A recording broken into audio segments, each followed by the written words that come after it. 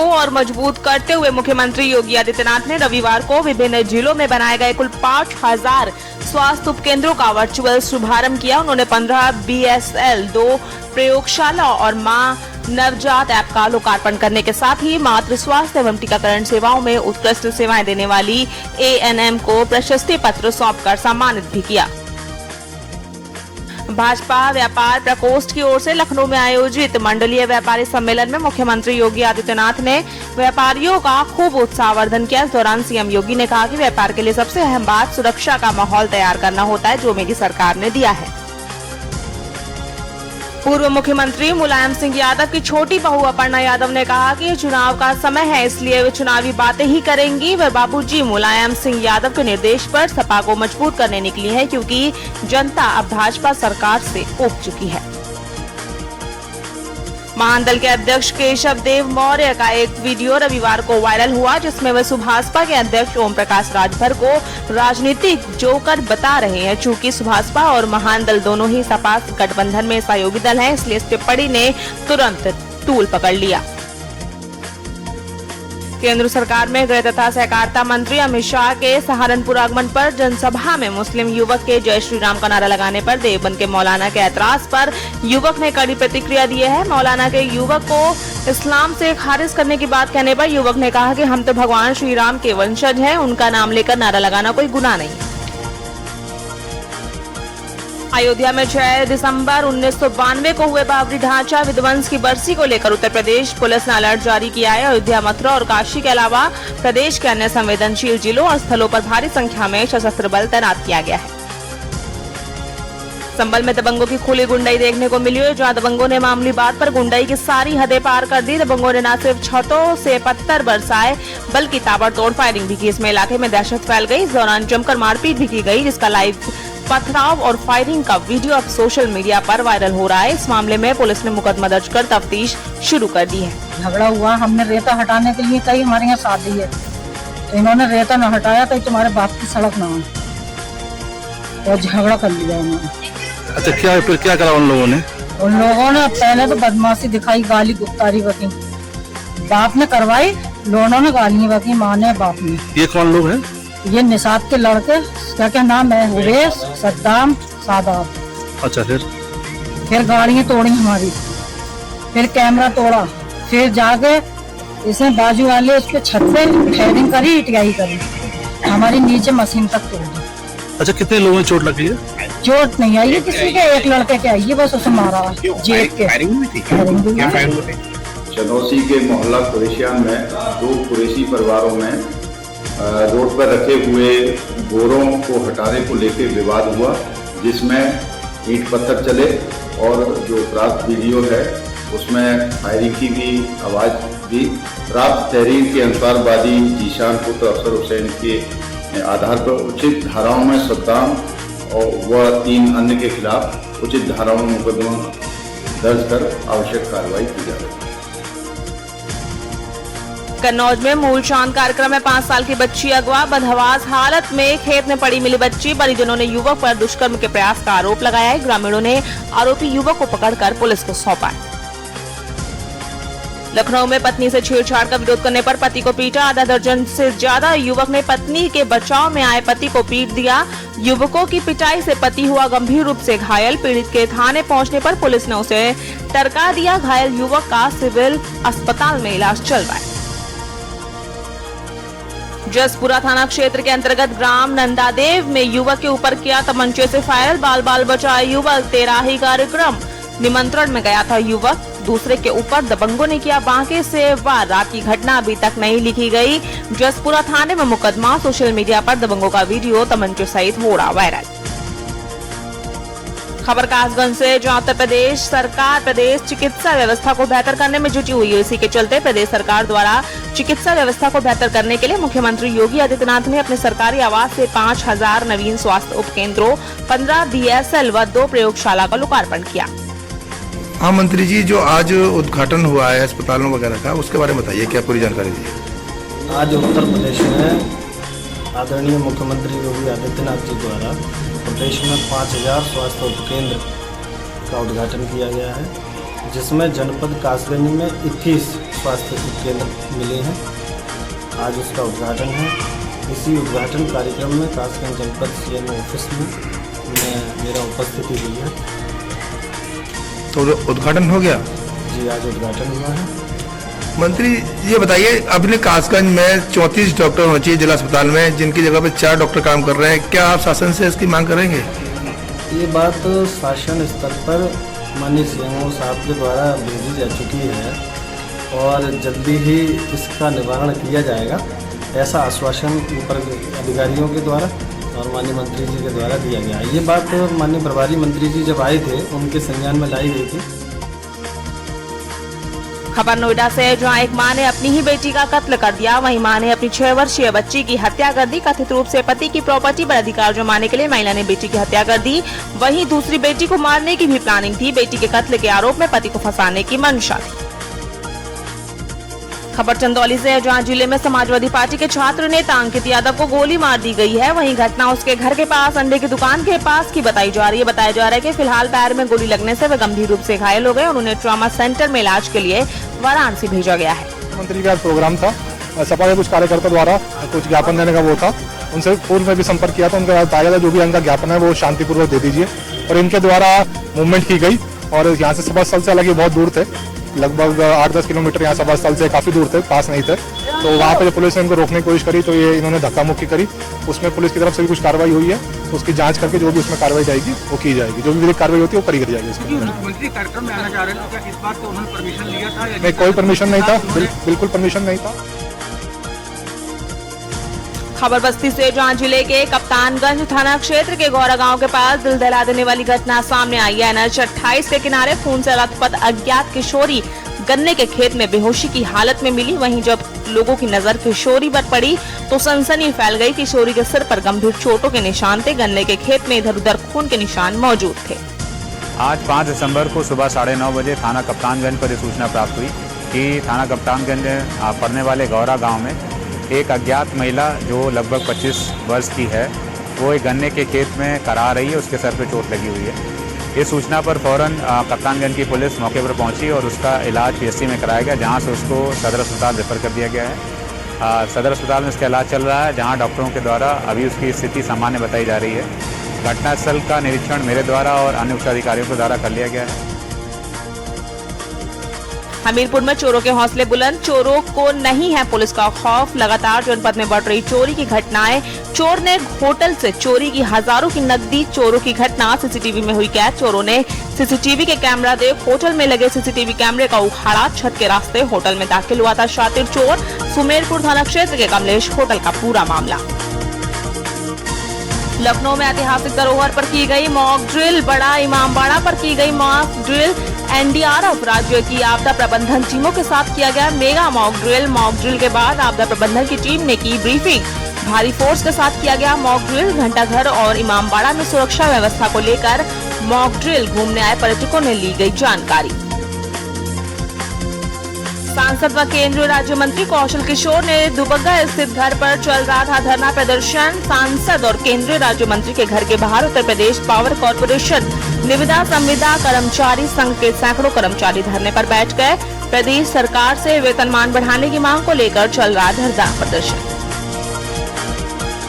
लखनऊ में कुर्सी रोड टेढ़ी पुलिया में सृष्टि अपार्टमेंट तक 18 जानलेवा कट जल्द होंगे बंद। मुख्यमंत्री पोर्टल पर विवेक शर्मा ने की थी शिकायत।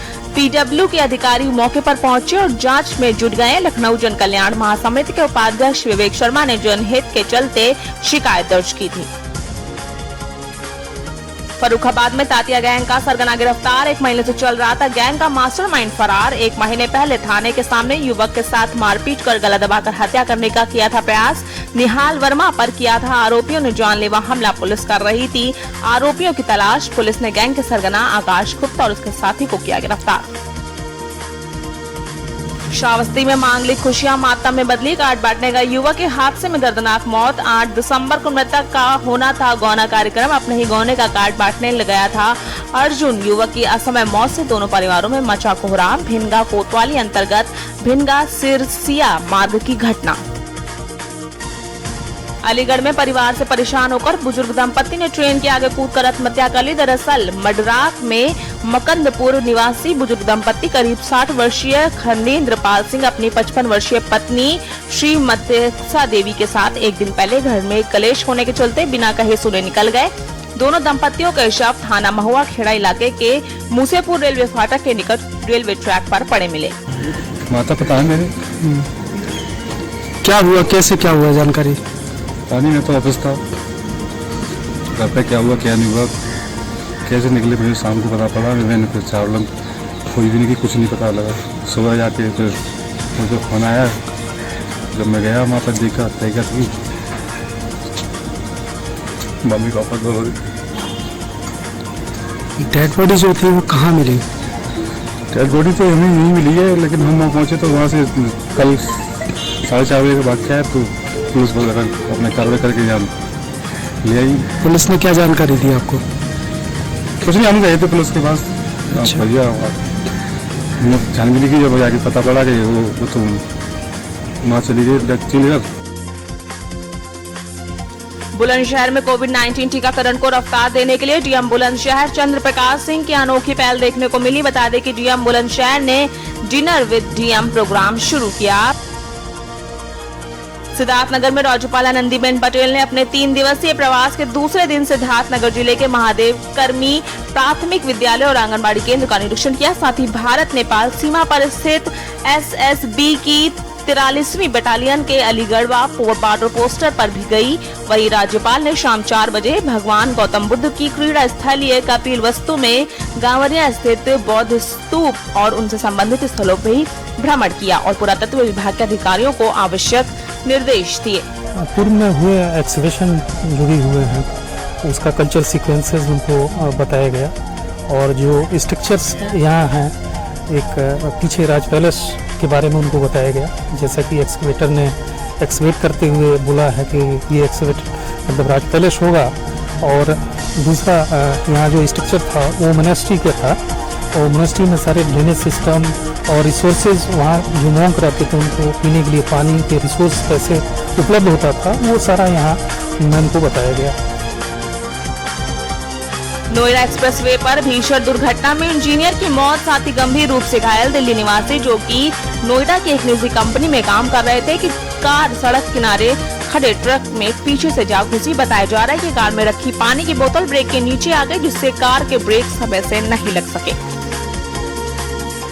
उत्तराखंड के ग्रामीण युवाओं और महिलाओं को स्वरोजगार से जोड़ने के लिए राज्य सरकार जैविक शहद उत्पादन को बढ़ावा दे रही है। न्याय पंचायत स्तर पर मधु ग्राम बनाने की ओर आगे बढ़ रही उत्तराखंड सरकार राज्य में फल, सब्जी, फूलों की खेती के साथ ही शहद उत्पादन के जरिए किसानों की आर्थिकी भी मजबूत बना रही है। मधुमक्खी के जो बॉक्स हैं हमें घर आके सरकार द्वारा दिए गए, लाभदायक है ये और बड़ा महंगा बिकता भी है बाजार में। नरेंद्र नगर की सकलाना रेंज हो या अल्मोड़ा में रानीखेत के किसान मधुमक्खी पालन और शहद उत्पादन से जुड़कर ये मौन पालक आज राज्य सरकार की योजनाओं का लाभ उठाते हुए खुद को आत्मनिर्भर बना रहे हैं। समृद्धि की मिठास इनके मुस्कुराते चेहरों पर दिखाई दे रही है।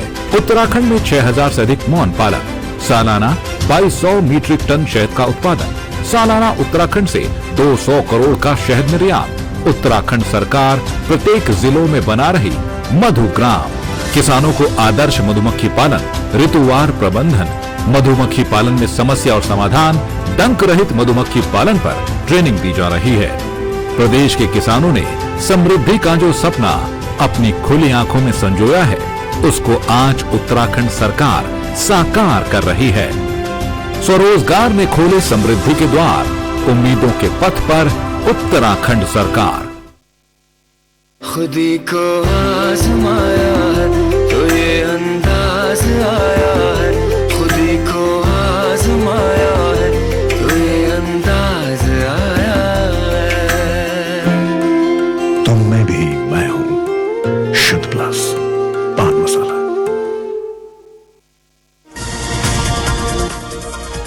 स्वयं सहायता समूह के लेकर चेक वितरण करके रामलीला ग्राउंड खटिमा पहुंचे मुख्यमंत्री पुष्कर सिंह धामी ने कहा कि सहकारिता को आगे बढ़ाने के लिए हमारी सरकार प्रतिबद्ध है। उन्होंने कहा कि उस दिन भी प्रधानमंत्री उत्तराखंड के हजारों करोड़ की लोकार्पण व शिलान्यास करेंगे। इस दौरान मुख्यमंत्री ने 24 दिसंबर को हल्द्वानी में प्रस्तावित प्रधानमंत्री नरेंद्र मोदी के कार्यक्रम में पहुँचने का लोगों को आमंत्रण भी दिया।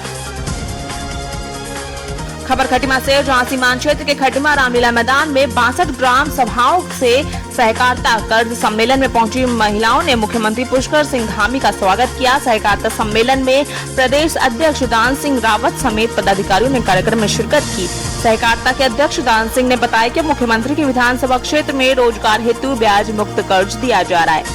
जितना भी फाइनेंस से जुड़ा हुआ मामला है, या किसी भी विभाग की कोई घोषणा करनी हो, कोई कार्यक्रम चलाना हो, तो हम पहले ये देख लेते हैं कि घोषणा करनी है, हमने सोचना है कि कहीं पर हमने कुछ देना है, आप सबके बीच में आना है, तो उससे पहले हम सारी जांच पड़ताल कर लेते हैं। और जांच पड़ताल करने के बाद जब हमारी जेब में पैसा होता है, यानी कि सरकार की तिजोरी में जब पैसा होगा, वित्त की व्यवस्था होगी, तभी हम उसकी घोषणा करते हैं। और घोषणा करने के साथ साथ आगे हम उससे साधना देश की निकालते हैं। उत्तराखंड के मुख्यमंत्री पुष्कर धामी ने नए वायरस ओमिक्रॉन को लेकर बताया कि सरकार पूर्ण तरीके से सजग है। बॉर्डर पर हर तरीके से आने जाने वाले व्यक्तियों की जांच को लेकर निर्देश दिया गया है। राज्य की सरकार जान माल के साथ खिलवाड़ बिल्कुल भी नहीं करेगी। पूर्व कैबिनेट मंत्री यशपाल आर्य और उनके पुत्र पूर्व विधायक संजीव आर्य पर शनिवार को बाजपुर में हुए हमले के विरोध में रविवार को कांग्रेस नेता व कार्यकर्ताओं ने मुख्यमंत्री आवास कूच किया। हालांकि कांग्रेसियों के काफिले को पुलिस ने हाथी बड़कला बैरिकेड पर ही रोक लिया। बाजपुर में कांग्रेस नेता यशपाल आर्य और उनके पुत्र संजीव आर्य पर हुए हमले के बाद पूर्व मुख्यमंत्री हरीश रावत और कांग्रेस प्रदेश अध्यक्ष गणेश गुदियाल हल्द्वानी पहुंचे। दोनों नेता यशपाल आर्य और संजीव आर्य का हालचाल जानने उनके घर पहुंचे। इस दौरान हरीश रावत ने प्रदेश सरकार पर जमकर हमला बोला। उन्होंने कहा कि राजनीतिक में हिंसा का कोई स्थान नहीं है। हमला कांग्रेस नेता यशपाल आर्य पर नहीं, बल्कि हमारी परंपरा और संस्कृति सभ्यता पर हुआ है। बहुत निंदनीय घटनाक्रम है। सार्वजनिक जीवन में, राजनीतिक जीवन में हिंसा का कहीं कोई स्थान नहीं है। और आप जो है गुंडागर्दी के बल पर किसी के राजनीतिक मूवमेंट को रोकने की कोशिश कर रहे हैं। और ये यशपाल आर्य जी पर हमला नहीं है, ये हमारी परंपराओं पर, हमारी शालीनता पर, हमारी सभ्यता पर, और सबसे बड़ी बात यह है कि गांधी के सहिष्णुता के सिद्धांत पर हमला है। आप राजनीतिक रूप से किसी से असहमत हो सकते हैं, लेकिन उसको मारने का प्रयास थोड़ी कर सकते हैं। बड़ा ही दुर्भाग्यपूर्ण है। और मैं इसको इस रूप में देखता हूं कि प्रधानमंत्री मोदी जी का उत्तराखंड आना और उसी दिन एक बहुत ही सीनियर नेता उत्तराखंड के निर्माण में, उत्तराखंड को आगे बढ़ाने में जिनका महत्वपूर्ण योगदान है, और खास करके दलित वर्ग के नेता हैं, और उन पर इस प्रकार का अत्याचार, इस प्रकार का हमला, ये भारतीय जनता पार्टी की सोच को दर्शाता है। दोनों महत्वपूर्ण बातें हैं, मोदी जी का आना और एक हमारे बड़े नेता पर, जो कि एक बड़े वर्ग को रिप्रेजेंट करते हैं, उन पर यह हमला करना उस वर्ग के प्रति भारतीय जनता पार्टी की सोच को दर्शाता है।